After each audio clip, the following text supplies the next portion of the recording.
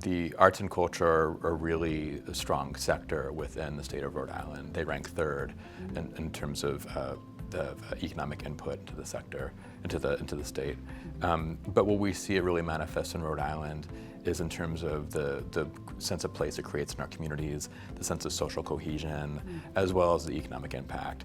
And also as well, we have really many wonderful organizations that work in the arts education space, and what that does to cultivate young people as full-fledged individuals contributing to society, as well as what it does in terms of their staying in school and attending school and school retention as well. I started out as a young person participating in the arts. I was lucky to have some arts education opportunities at my elementary school.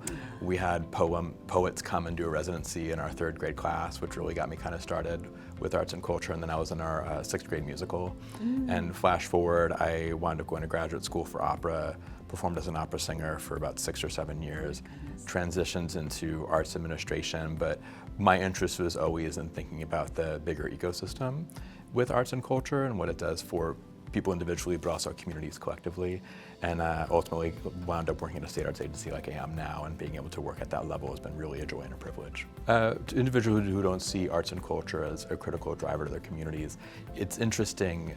Those who say that, I often ask them, like, well, what's an arts and culture experience you had from your childhood that you really remember? And their faces tend to light up thinking about that experience. It's a matter of connecting it to their everyday lives and to their communities as well, and realizing that those experiences are integral to people's development, as well as integral to the development and cohesion of their communities. We're really lucky in Rhode Island to have the leadership support behind arts and culture funding coming from government.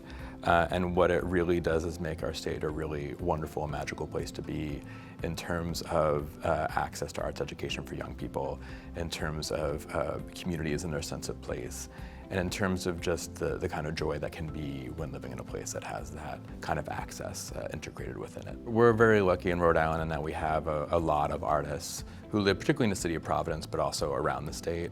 People who work in creative industries as artists or designers, et cetera.